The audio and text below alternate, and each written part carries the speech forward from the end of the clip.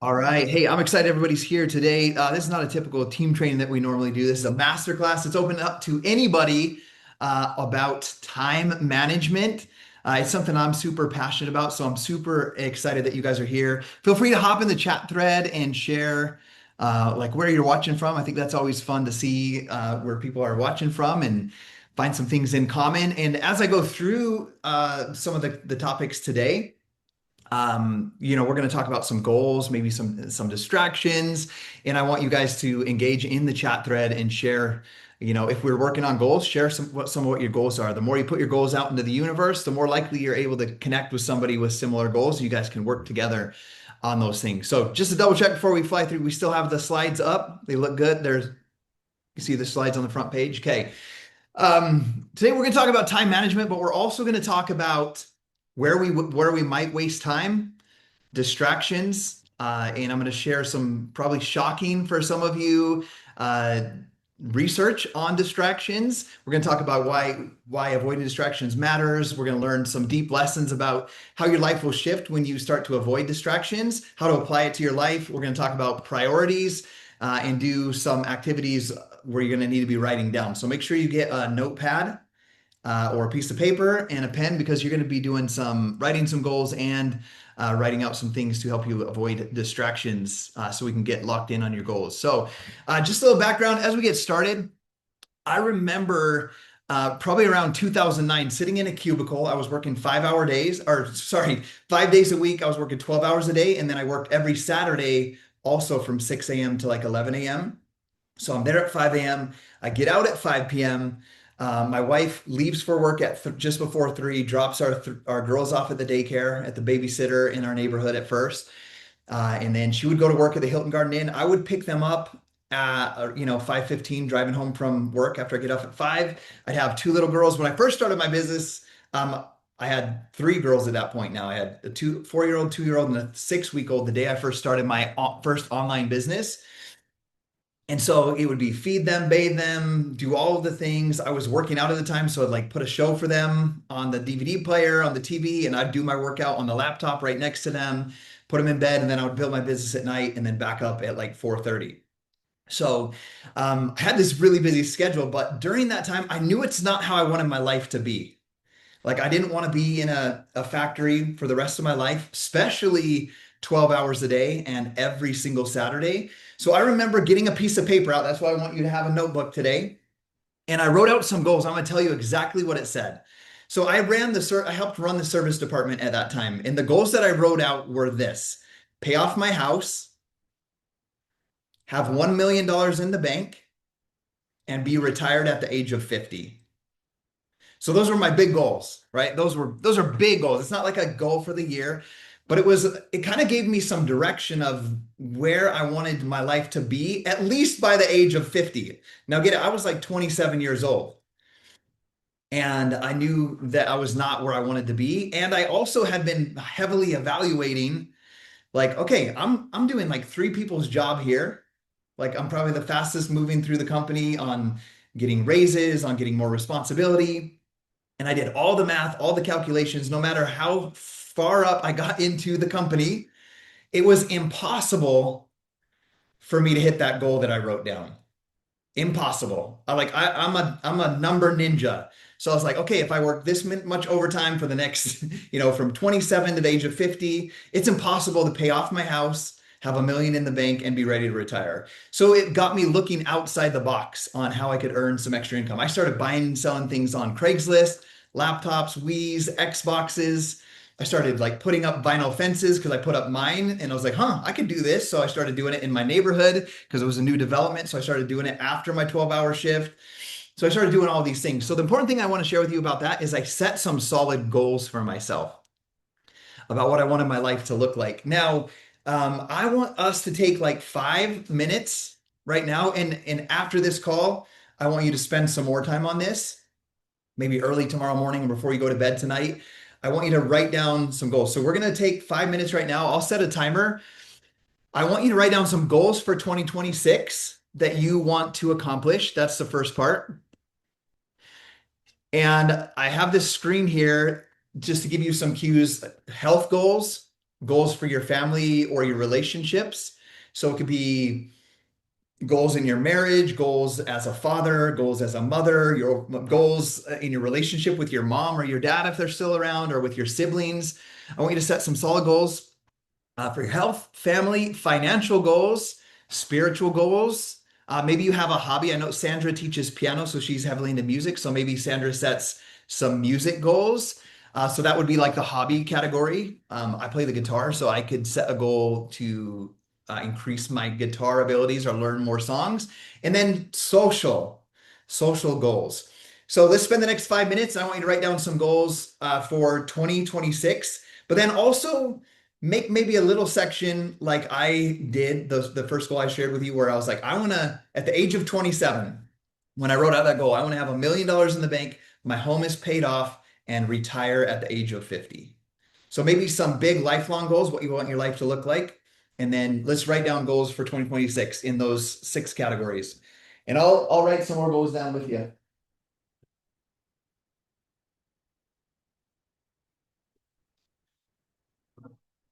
And by the way, as you're writing them down, feel free to pop some into the chat thread because that kind of helps trigger other people's ideas.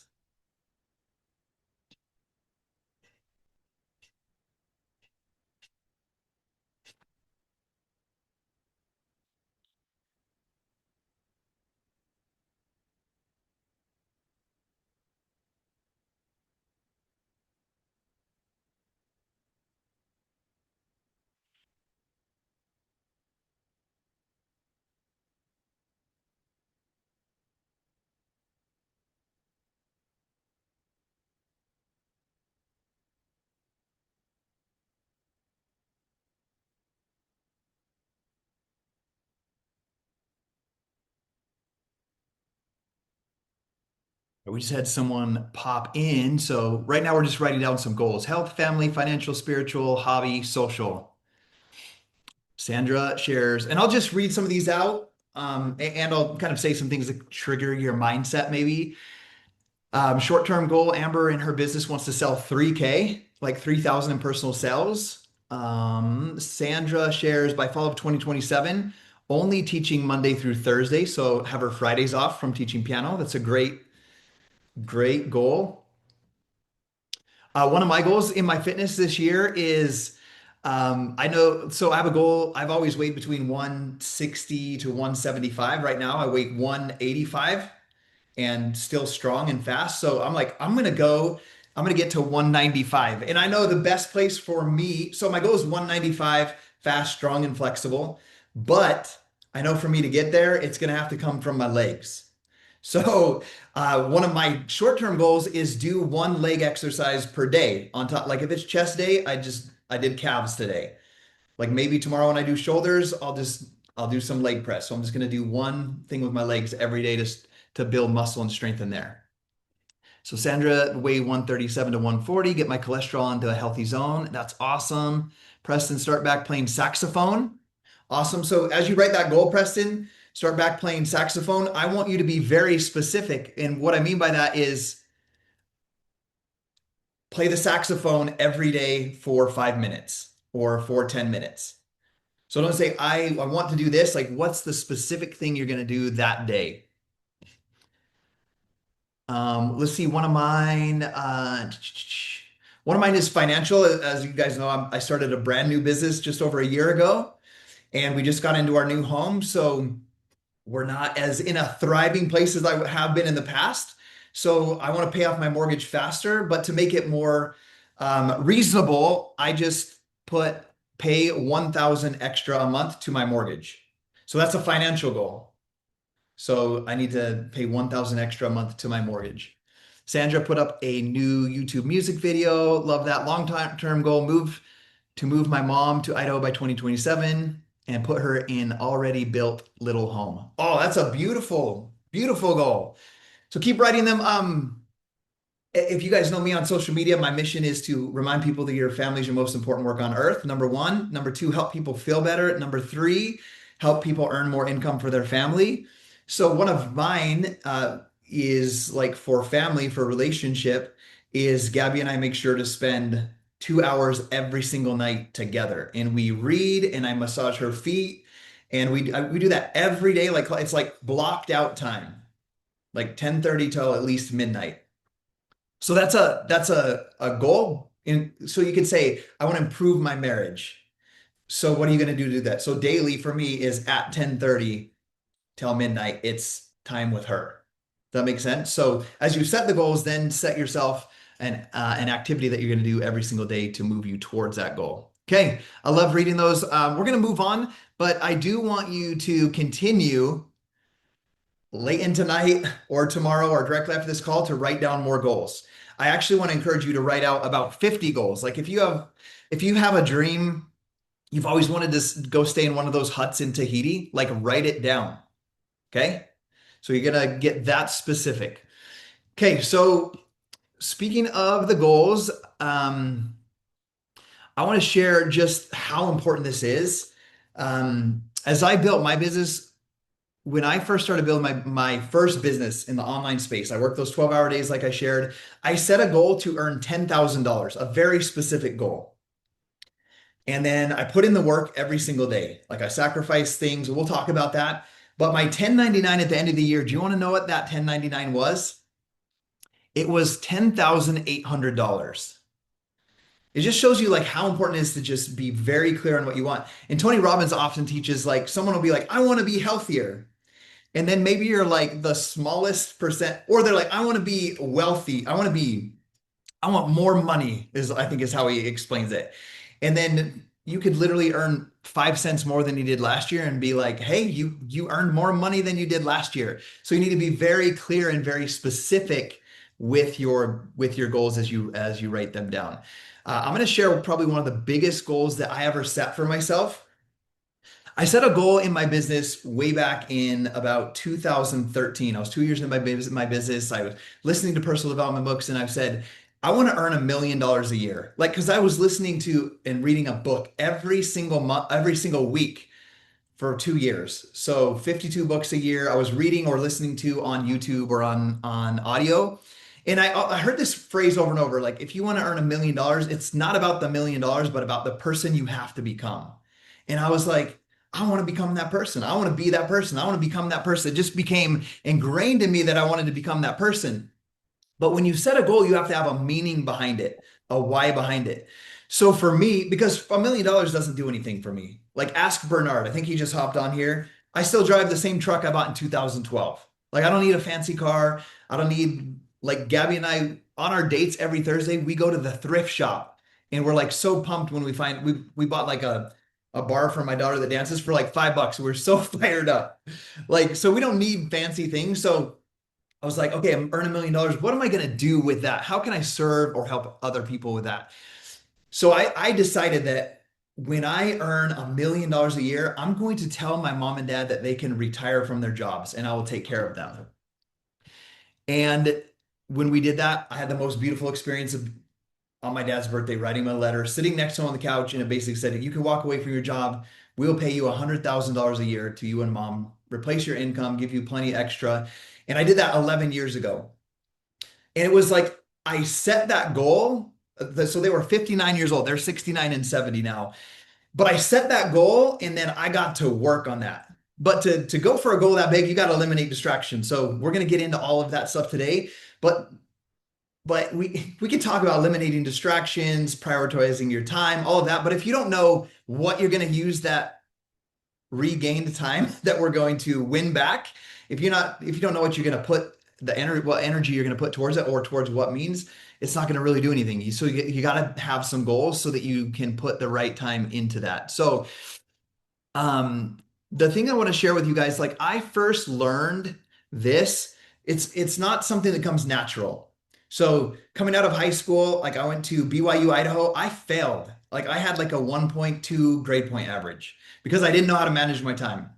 Played my guitar too much, went out on dates too much, snowboarded too much. I didn't know how to prioritize my homework and getting to class on time, and I absolutely failed.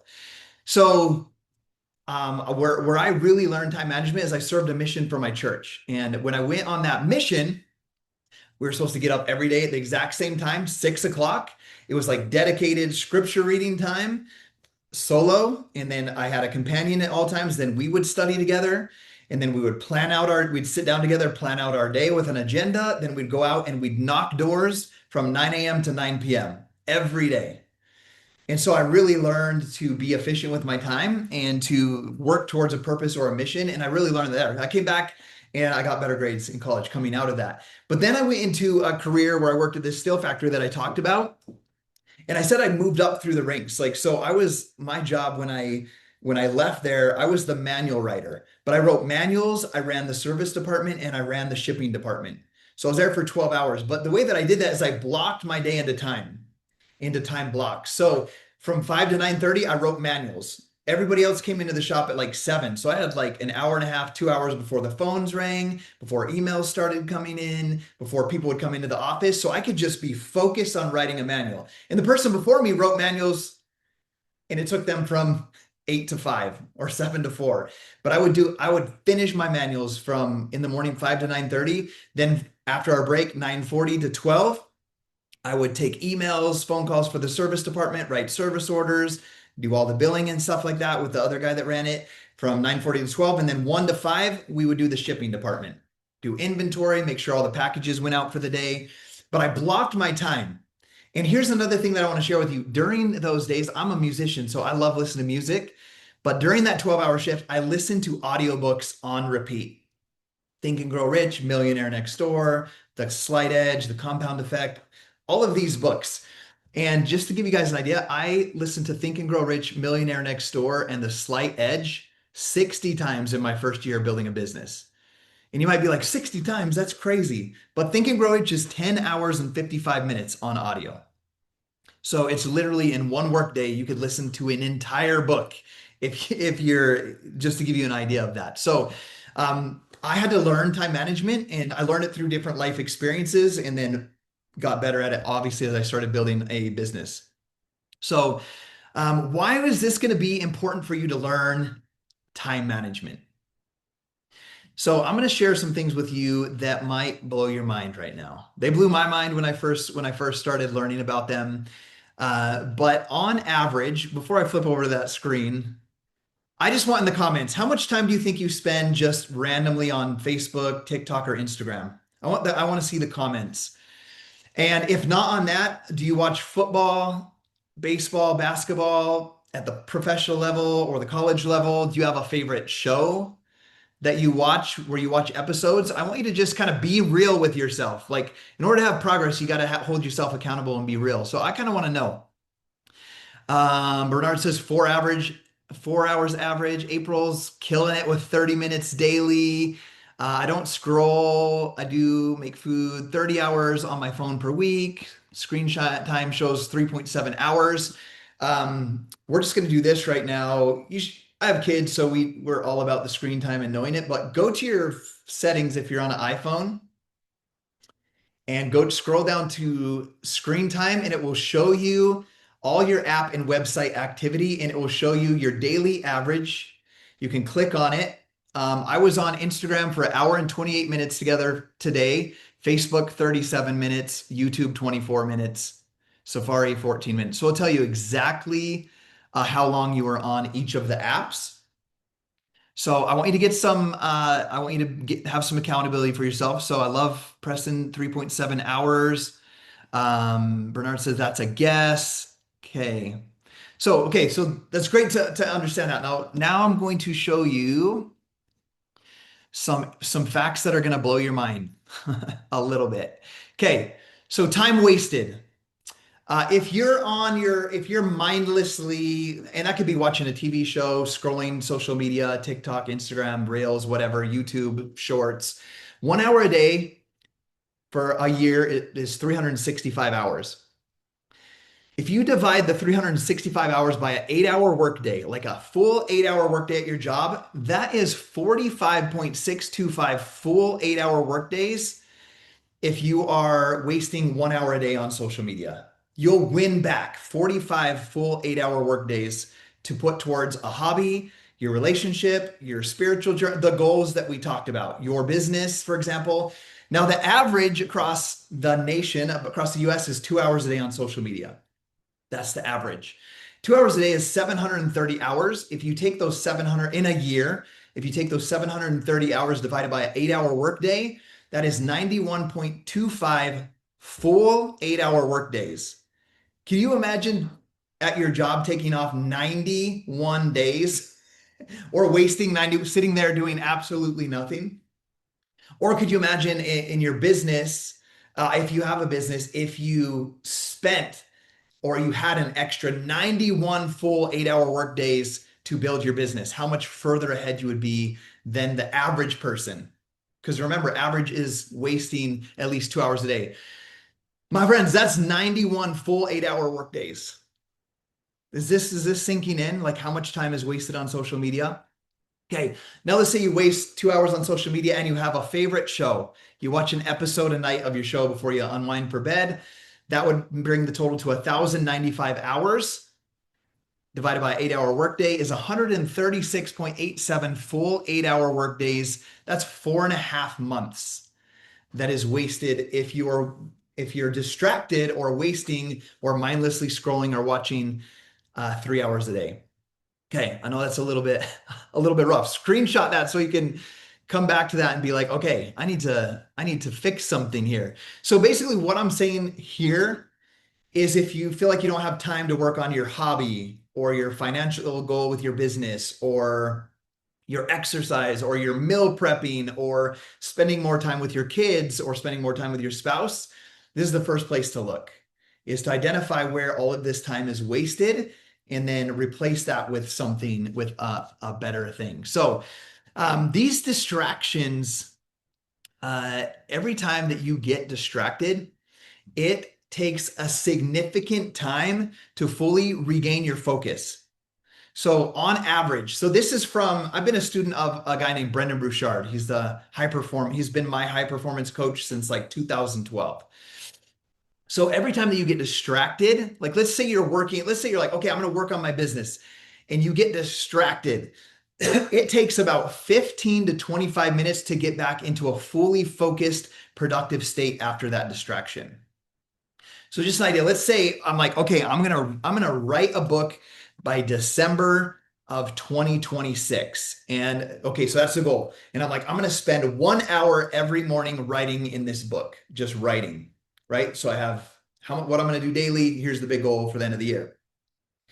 If I get distracted, if I'm in that flow state and I'm writing my book and I get distracted one time, it takes about 15 to 25 minutes to get back into your state of creativity.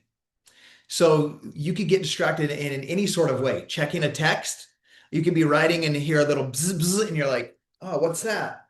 And you look at it and it's like, oh, so and so, this happened. And you're like, maybe you answer it, maybe you don't. But even if you don't deal with it, you just look at it and then you come back. It could take 15 to 25 minutes to get back into that fully focused, productive state. Scrolling social media, obviously, maybe you could be like, oh, I need to reach out to Sandra about her goal this month. Maybe you're running a business and Sandra's your partner. And you open your phone and you're like, oh, what happened in Venezuela? And you look at a video and you're like, oh, that's crazy. And then you're like, you forget about Sandra. And then you go back and like, what was I supposed to do? It could take 15 to 25 minutes to get back into that flow state. Okay. Let me get a drink real quick. And then I'll teach you something that you can do right here. Okay, Scotty, you just described me. I described you. Okay. And it probably describes a lot of people. So answering a quick email, looking at a notification, it doesn't just steal those 5 seconds or those 10 seconds. It steals chunks of your life over time when you could be more productive. So one of the tips, like, let me give you a tip now on that. Like, here, let me close my phone. Okay. So my phone is closed. Like I haven't answered a text or anything. Like look at these notifications. That's my wife when I met her, by the way. Look at my notifications. All it is an air tag found moving with you. Not a single text, not a phone number, not a phone, not an Instagram, not a Facebook notification, not a YouTube, not an email. Not one notification beeps through to my phone. Doesn't even buzz. No ringing, no buzzing, nothing. Okay, so that's one thing that I do is I just shut off my notifications. And that means my text messages, my phone calls, Everything. I don't have a single notification. Now, if you're a parent and you might need to pick up your kid or they might be calling you, you can go in and set like focus times, like sleep time, focus, school. Like you can do that in your settings so that no notifications come through a certain time. So you need to lock in on that. And then maybe like 5 to 8 when your kids might be needing rides or any of that kind of stuff. You can put it so your notifications come through. I personally don't. My wife does that. Fortunately, like she's the one that is on top of that, and I have no notifications at no time. So you literally can't get a hold of me unless I open my phone. I'm like, let me go check my text messages. It'll show nothing there. Like you can see, I have 11 now that I opened it. And then I'll go in and be like, okay, I'm going to answer text messages right now, or I'm going to answer emails right now. So avoid distractions at all costs. Like I said, it doesn't just steal those few seconds, it steals chunks of your time, 15 to 25 minutes. So, why does this matter to you? You're setting goals like we talked about. High performers don't succeed because they work longer hours. I know you might be thinking, like, okay, that really successful person in my hometown, they must just have so much more time than me. They must work on their business 10 hours a day or 12 hours a day. And you might not ever go after the goals that you have because you think that they spend so much time. They don't. They don't work longer hours. They succeed because they protect their attention and they work strategically on specific tasks. And I'll call them income. If it's your business, income producing activity. They work strategically on doing income producing activities. Or like if you're writing a book, it's not that they have more time than you. It's they block out 1 hour and there's no notifications, no distractions, and they're fully efficient and effective in that 1 hour. Remember, if they check a text when they're in their flow state of writing that book, they lose 20 minutes on average. And if they did that twice, that's 40 minutes. That only leaves you 20 minutes to be creative in that 1 hour. So it's not that they have more work longer hours. They're less distracted. They protect their attention. So remember, if you're getting distracted 4 times let's say 4 times an hour, you get distracted at 20 minutes per reset, you've essentially lost the entire hour. Like nothing happened in that hour. Nothing. So like screenshot that if you need to, like just to remember, if you got distracted 4 times in your 1 hour block of time, you basically could have lost or had a complete 1 hour of unproductive time. So, what's the deeper lesson about these distractions? So, your distraction is not just going to be a productivity issue, it's a self respect issue. I want to repeat that. Distraction isn't just a productivity issue, it's a self respect issue. So, where you place your attention in life determines the quality of your life. Like, so I'm building a team in the business that I have, I'm building a team. My vision is to build a team that does 5 million in monthly sales by 2030, that develops 100 six-figure earners and 10 people that are earning $1 million a year. I'm gonna be working with a lot of people, a lot of high performers, and a lot of customers, and a lot of like everything, right? So it's going to be very vital that I am focused. And I can tell you right now, I'm going to build that team working my business from 10 a.m. to 2 p.m. That's it. Like I'm going to build a team that does that type of business between 10 and 2 every single day. But it's because I'm very focused. I'm going to avoid distractions like the plague. So it's a self-respect issue because so when I share that, like I have hundreds of customers right now. Between customers, I feel hundreds. But if I just woke up every single day and just immediately started responding to everybody's questions or their emails or their text messages or their Facebook messages, I would never work towards a specific goal. I would always be answering other people's questions, being a slave in a way to other people's needs. Like I'm going to be very intentional and make sure that I serve every one of my customers and affiliates when they come to me, but I'm going to block out the time. I'm not going to wake up at 6 o'clock and be like, oh, what should I do today? Oh, and this is just random. Jeremy is asking this question. Okay, Jeremy, this is what you do. Oh, Bernard says this. Oh, here, Bernard. I'm not going to be a slave to other people's needs. But there, I will block out a time, maybe it's 45 minutes, and I'll be like, I'm going to answer as many text messages and then Instagram and then Facebook one at a time. I'm just going to go through and answer them. And so I block out my time like that. So when I share that with you, it's a self-respect issue. I want you to be selfish with your goals. I want you to put your workout first. I want you to put your scripture reading first. I want you to put your prayer first. I want you to put your meditation first. I want you, if you have a goal to play the violin, I want you to put that goal first before you go hop on social media and so forth. So uh, it's going to be a self-respect issue. So your focus is going to be the gateway to your excellence. So here's something that high performers do. And I want you to become high performers in whatever it is that you're doing. Schedule blocks, focus blocks of time. And I can share examples with you if you want of how I do that in my business, but schedule focus blocks of time. I already mentioned this. Silence your notifications. Decide in advance what deserves your attention, what you need to work on that day, what projects you need to get done that day. And then treat your focus on those projects or those activities like it's a muscle that needs to be trained. Okay.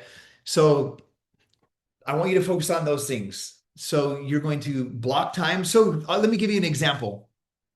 You're going to see, like, I put a post on social media. I want to be a role model and I want to teach, lighten someone's day with some humor or teach every single day. Like, it's like blocked, like in my calendar. Like, I drive my daughter to school to cheer practice. I drive over to the gym. I then have 30 minutes before my dad gets there to work out with me. That 30 minutes, I read for 10 minutes in a personal development book. And then I have fresh thoughts in my mind. And then I spend 20 minutes creating a post. That's all I do in that 30 minutes. It's like intentional. I'm going to create content and add and serve value to others in any way that I can. So that's one way that I do it, for example. When I first started building a business, remember, I worked a 12-hour workday. So I would have a 1 hour break from 12 to 1.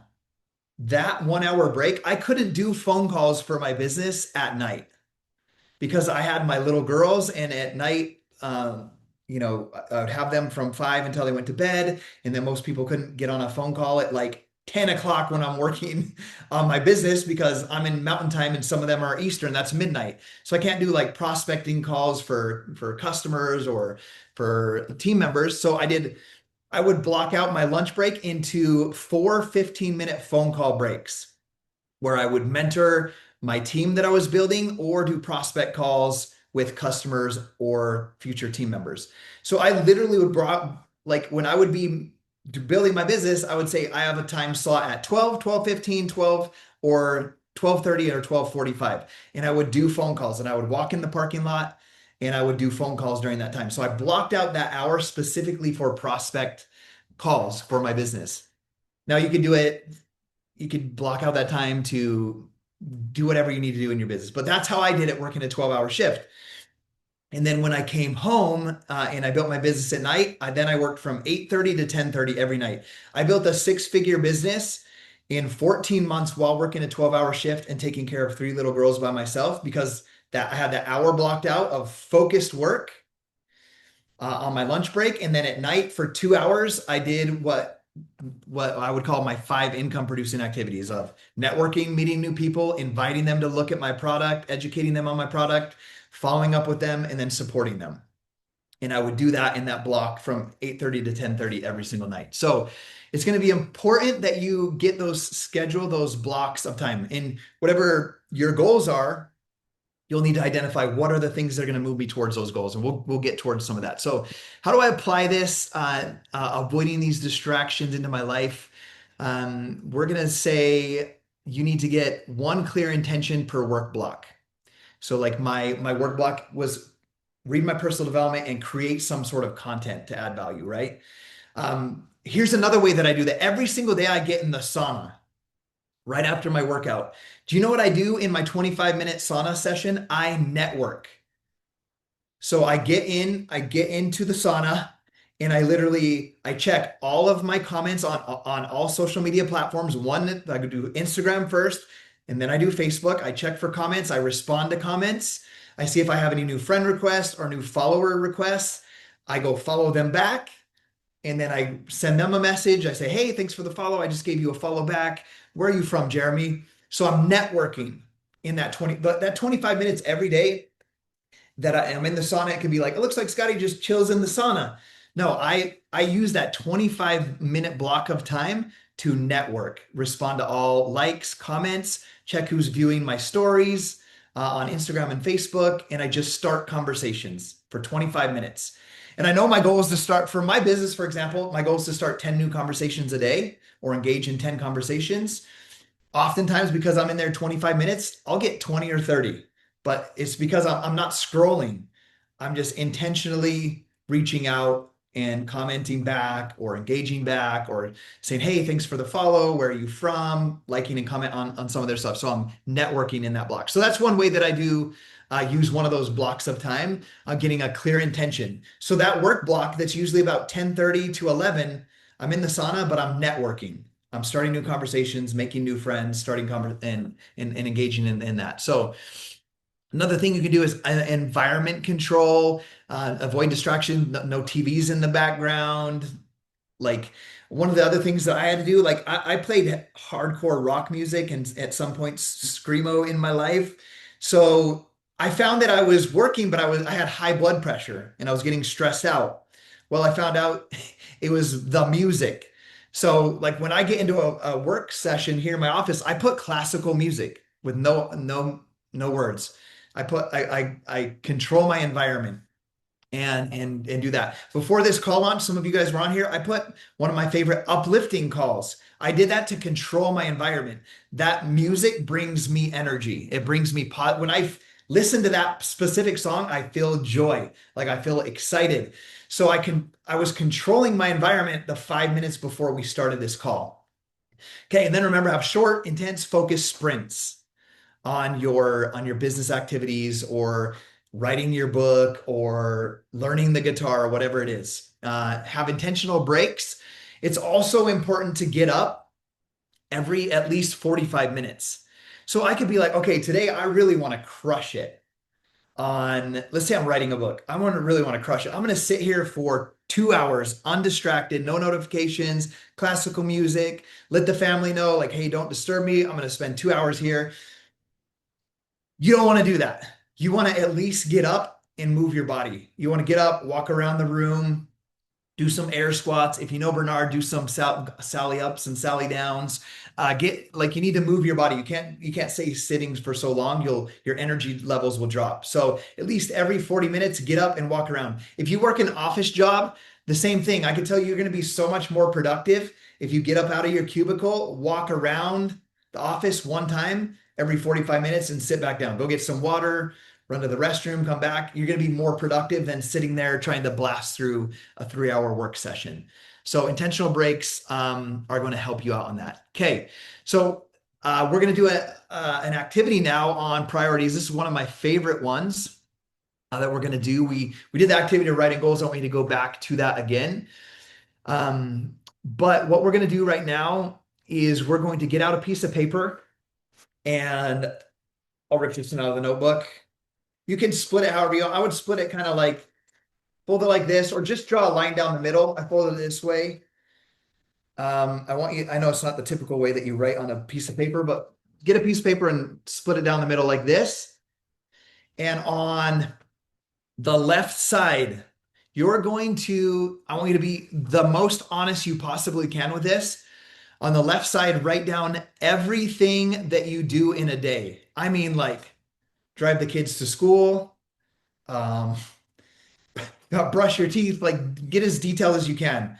Um, take a walk, exercise, drive to work, at work, like everything that you do in the day. If you play a video game, play the video game. If you are sitting on the couch for a half hour to de-stress, or whatever it is, lay on the couch, kind of put an estimate of the time that you're doing it. We're not going to hold you accountable like, oh, you're wasting time there. We're not doing that. We just want to be very aware of what we're doing in a given day. On a given day, what are the things that you're doing? That's going to be the left side. So start writing that. On the right side, you're going to write down everything that you need to do to move towards your goals. So it could be like a 45-minute workout, read personal development. Um, it could be make 5 contacts a day, whatever it is that's in your business. I think I saw my friend McKinley hop on here. She has her own like macros coaching program. Like she needs to find new clients. I know she has to serve her clients. She has to create content for social media. So that would be the kind of things you need to write down on the right-hand side. I need to create content. I need to make new contacts. I need to service my customers. I know she's a mom. She would need to say, I need to take care of, I need to feed my kids, all of those things. So on the left, we're writing everything that we are doing. On the right, everything that we need to do. And we'll spend 5 minutes. I'll be quiet while you write those down.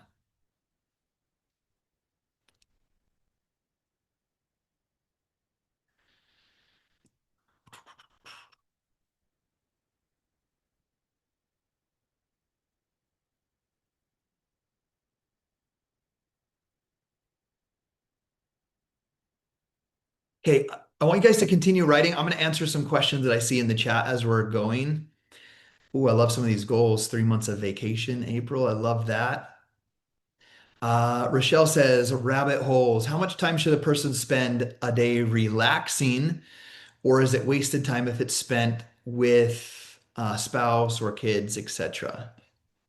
You should you should plan some time to relax. So it's like there's a time and place for everything. So for example, if you can see behind here, I have a gaming PC and a controller. So I play video games, but and this will be part of the activity. So I play video games, but one thing, oh, I lost you guys on the screen. Let me find it. But one thing that I want to share with you is when I was first building my business and I was sick and tired of 12-hour days, playing video games didn't make sense. So my life before I built my business at 8:30 when I put the kids to bed, it was like drink a rock star and play video, slouch back on the couch and play Call of Duty every night until I would get tired and then fall asleep. So now that I have a business, I had to sacrifice and take that out. Does that make sense? But now, for example, I've gotten to a place where I don't go to a job that I have to clock into. I my downtime, I don't scroll social media. Like I don't like watching Facebook book reels and TikToks and that. And my wife and I have this conversation all the time. She likes doing that. She likes playing solitaire on her phone. My downtime is playing Call of Duty. And I time block it just like everything else. Like today, I'm playing after this call from 8 to 9:30. 9:30 to 10:30, I promised Gabby I'd help fix the blinds in the pool room. And then 10:30 is our time where we're going to, like, I'm time blocked through my whole life. So, okay, let's keep writing these down. That was a great question, Rochelle. Um, but it's like social media is so dangerous. We could do a whole hour on this. Like you could say, but it's my downtime to scroll social media. But social media is training us, micro training us every day to be judgmental. And it makes us more irritable. All kinds of, especially if you get into comment sections, like there's just so much damage that it does do. Let me just like share with you, like judgmental. You might be like, how is it making me judgmental? I'm non-judgmental. You're literally saying this deserves my attention, this doesn't. This is good, this is not. That was funny, that was not. We're like training ourselves every single day for 1 to 2 hours a day to be judgmental. And that's damaging to our spirits as well. So like I would suggest if you want some downtime, it's reading a good book, it's playing checkers with your kid, it's playing a card game with your kid. So all of those those relaxing types of activities should be definitely planned into your schedule with your spouse or your kids. And that would go into your family goals, like intentional time spent with your spouse or with your kids. Yes, Bernard, identifying relax versus recharge. That's so true. Okay, I'm looking at the time. Let me just, yeah, we have plenty of time on this. Okay. You guys need a little bit more time to write down what you're doing versus the activities that you do need to do. Okay. Some of mine on the right on the things I need to do, read my scriptures, listen to good podcasts, work out, plan and follow my meal plan. These are some of my things. Play the guitar. Like that, these are things that align with the goals that I have. On the left, I have everything. Like sometimes I do plop down on the couch and grab my phone. Like I have that on here. I have my playing video games. Everything I do, playing basketball with my kid. Okay, so we have our left side and our right side. Okay, we're gonna move on. You can think of some other things later. What we're gonna do now is go to that left side where it has everything that you do in a given day. And I want you to cross out, and it could be like scroll TikTok, watch TikTok. It could be watch YouTube shorts. It could be watch football. It could be watch like the college football playoffs are going. I'm not watching them, but my dad tells me about which teams win every day when we're working out. Could be all these things, all right, are the things that we're doing every day. So now on the left side, you're going to take your pen and you're going to put a line through and X out anything that does not align with your goals that we did at the beginning of this call. Anything that does not align with your goals, you're going to put an X through it. You're going to cross through it. If you have questions, please just unmute or put it in the comments. I have the chat open as well.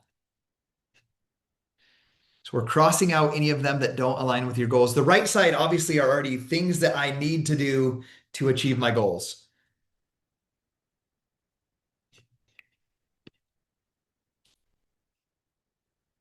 Okay. Some of them might be hard. I'm going to give you some examples. Like when I first started my business, you have to remember you could be in different phases of your life. So like I have video games right here, but I don't have to block it out because it's not keeping me from doing the things I need to do to move towards my goals. Does that make sense? However, if I rewind back to 2011, I had to take it off. I did it every single day. I did this activity with one of my mentors. I had to write an X through play Call of Duty. Now, you don't have to deprive yourself 100%. What I did, I played every day by myself. The thing that I did is and this kind of goes with what Rochelle said, my best friend would come over once a month on a Friday or Saturday night, and he would bring over some snacks, and we would play for like 4 hours on a Friday night, once a month. So I planned once a month to do that fun activity. So once a month for 4 hours or 7 days a week for 2 hours a night. You see so right there, I saved so many hours in a week. I saved 14 hours by doing that I could put towards my business. And, if you put that into a month, that's like 45 hours that you save. It's a full work week in a month by just crossing that out. So you don't have to completely deprive yourself, but you need to really pay attention to that. So when I say put an X through it, that's specifically how I did that. Another one that I had to do was I wanted to be a professional baseball player growing up. So I played on when I started my business, I played on a city league. I loved it. I played softball with a couple of my best friends, but we played Tuesday nights and Thursday nights. And those games sometimes would be at 8:30 at Toffus Park here in Idaho Falls. And my wife worked at night, so I would have to pack up my girls at like 7, all three of them, take them to the game. I would have to stretch, warm up. The kids would sit with the other wives. I would play the game from 8:30 to 9:30. We'd get home at 10. I put my kids to bed at 10:30. You see how much time that took away from my playing softball did not align with my big goal of making enough money to bring my wife home from work. So I had to make a short-term sacrifice and quit playing softball. So softball would have been at that time one of those things on the left. Does that make sense? And my friends made fun of me. They're like, dude, what do you mean you're not going to play on the team? And I'm like, I'm not going to play on the team. And I remember telling them, I was like, give me 2 years, and if you guys are still playing softball, I could come play softball every day. But I need 2 years right now because I'm focused on working on some goals with a business that I'm building. Guess what happened? That best friend joined my business, went on to earn 6 figures with me. So your example in some of these things in avoiding distractions is also going to empower other people. So to kind of wrap this up, if you're going to live an extraordinary life and achieve these goals that you have, whatever they might be, could be writing a book, becoming a public speaker, building an online business that you might have, building a brick and mortar business, developing a talent, becoming a great guitar player or piano player. To become extraordinary, you got to do things differently than the average person. The average person is wasting time. They're not paying attention. So you're going to have to become this high performer and you're going to have to get dialed in. And that means you're going to have to make sacrifices. Okay. And I could talk an hour on sacrifices, but I will keep it to 5 minutes so we can wrap this up and keep this right at an hour. You're going to have to make some short-term sacrifices to live the life that you want. You know, there's a saying like to live a life of your dreams, like you have to do things that you don't want to do. Like you have to live like no one else now so you can live like no one else in the future. And so you have to make sacrifices. And that's why we wrote this paper and kind of identified on the left-hand side what you're doing that does not align. And you will have to make some short-term sacrifices so that you can win back some of that time. And fortunately for some of you, it's you can win back a couple hours a day with just eliminating social media and a show on Netflix or something, right? So you can win it back without sacrificing too much in that aspect. But the biggest sacrifice when you're going towards your goals, the biggest sacrifice that you're going to have to make is like the social acceptance of ignorant people that don't understand why you dream big or why you want to do something different when you're with your life. The social acceptance of those people that you see it in health and fitness. People will make, you start doing a workout regimen. I know Amber is a personal trainer.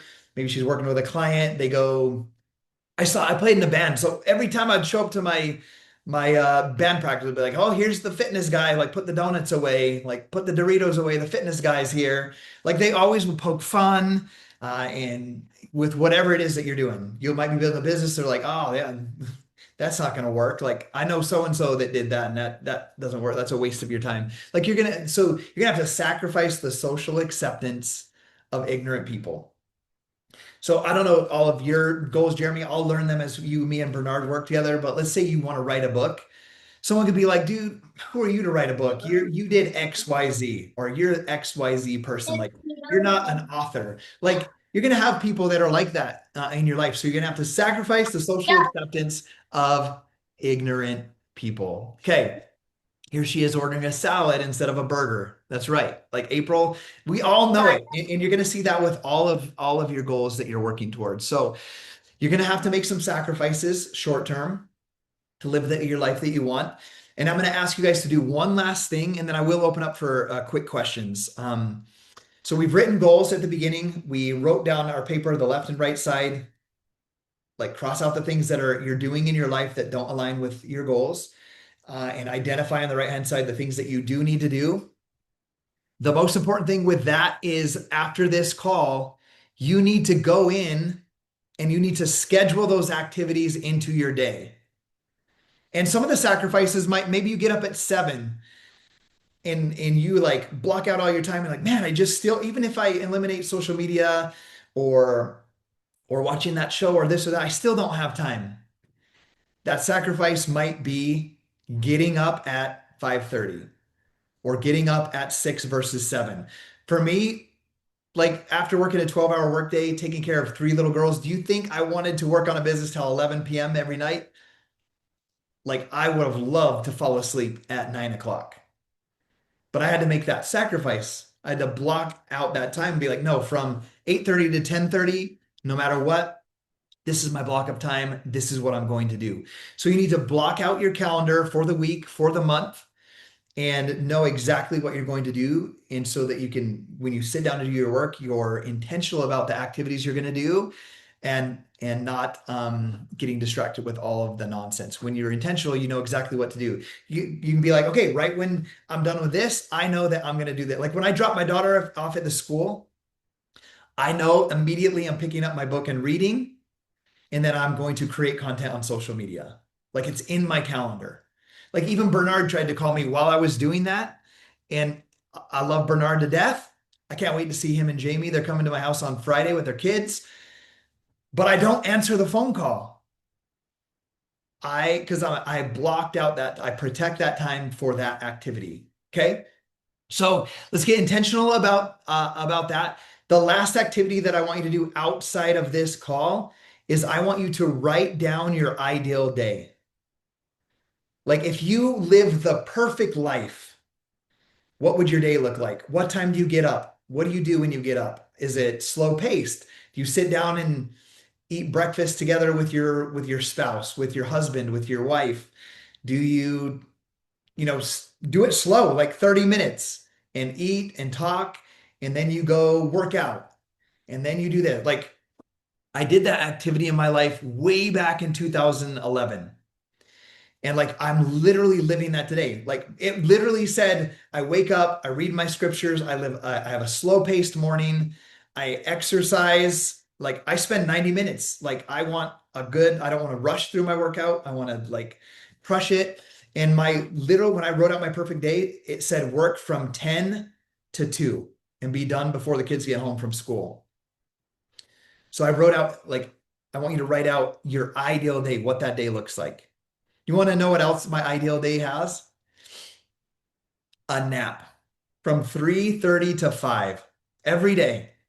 Like I wrote that. Why? Because I literally for 5 years sat in that cubicle working, and I would be so tired because I'd go to bed at 11:30, get up at 4:30 for a year straight. I'd be so tired I couldn't keep my eyes open. I would go into the bathroom stall, set a 4-minute alarm or a 5-minute alarm, and I would literally put my hands on my forehead and I would fall asleep in the stall. And then I'd pop up, drink some more caffeine, and go to work. And so when I left that job in 2012, my friends would be like, dude, what are you going to do now that you're retired? I wasn't retired. I was 29 and now working from home. Like, know what I said? They're like, what are you gonna do now that you're tired? Know what I told them? I was like, you know what I'm gonna do? If I'm tired in the day, I'm gonna go rest. I'm gonna go take a nap if I'm tired. Like, I'm going to own my time so much that if I'm tired and I need to recover, I'm going to sleep. And so that was all a part of designing what my ideal life looked like, my ideal day. So I want you guys to, outside of this call, write down from morning to night. Like, if you had the perfect day, what would that look like? And get very clear about that and add that to your list of goals from the beginning. Okay, so I'm gonna end right there. We're right on the hour. Does anybody have any questions? I'll take like 5 minutes at the most, then we'll clock out of here and let everybody get back to their activities. Anybody have any questions? If not, that's totally cool. You can private message me one at any time. Bernard, yes, too bad I didn't have energized then. Alma says, getting over this cold, I need to get back to earlier mornings and start at 5 a.m. Yeah. Okay. Awesome. Well, I'm so grateful that you guys were all on here. I do have this recorded. So if you have like a family member, a friend, anybody, you're welcome to share this with them. Like even if you have like I was a struggling college student one time that couldn't get to classes on time, couldn't get my like do my homework at the right time so I could do good in my classes. Like I think this could be important for anybody at any age that needs to just get dialed in a little bit on whatever goals that they're working on. So awesome. I'm super grateful that you guys were here today.